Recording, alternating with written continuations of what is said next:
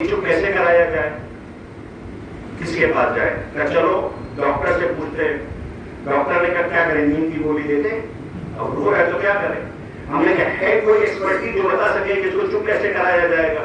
कि ना चलो मजहब से पूछते, अधियान से पूछते, जो धर्म है उससे पूछते, वो बताएंगे। मैंने सबसे पूछा तुम लोगों किसी के पास बच्चे को चुप कराने के कोई फार्मूला कोई श्लोक पूछा है? कहने लगे नहीं। मैंने इस्लाम से पूछा, दीन इस्लाम तू तो दीन फितरत उसको कहता है, बता तुम्हारे पास कुछ है? उसने कहा हाँ है। हमने कहा क्या है? क्या है फार्मूला चुप कराने का? कैसे चुप होगा? रोने का चुप कराने का तरीका ये कि एक कान में अजान कह दो, एक में एक कान में अजान कह दो, एक कान में अकामत। तो जैसे ही आया एक्सपर्ट उसने कहा अजान एक कान में, दूसरे में अकामत, एक साथ मुसल्ला लिए दौड़ जाएगा, चलो नमाज भी हो जाए। समझो है, एक साथ मुसल्ला लेके आएगा, चलो नमाज भी हो जाएगा। चुप, नमाज नहीं होगी। क्यों? अजान अकामत हो गई, नमाज नहीं हो गई, का इंतजार करो। समझो है, ये चुप हो गया। अजान अकामत हो गई, नमाज नहीं हुई।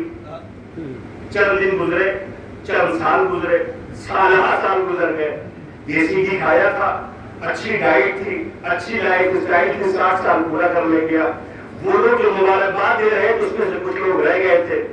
इत्तेफाक ऐसा हुआ कि एक रोज जिस घर से हंसने की आवाज आ रही थी उसी घर से रोने पीटने की आवाज आने लगी।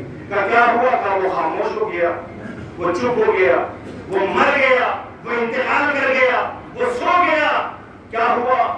चलो अब वो न खुद से नहा सकता, न खुद से लिबास बदल सकता, न खुद से उठ सकता, वो मजबूर हो गया, उसी मकाम पे पहुंच गया जैसा ही आया था। मगर आज ये खामोश है। अब इसे नहलाया गया, नया लिबास पहनाया गया, ऐजा खुदा जमा हुए, कांधों पे उठाया गया, चले सफर की तरफ। कहां का? मुस्तकिल आरामगाह की तरफ लेके चलना है।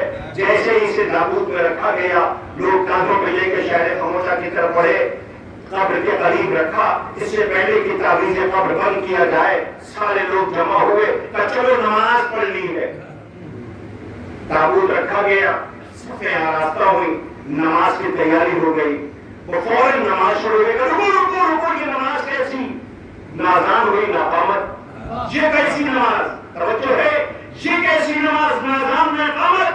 आवाज ये तो याद नहीं है कि जब ये आया था तो अज़ान इक़ामत हो चुकी थी, ये जा रहा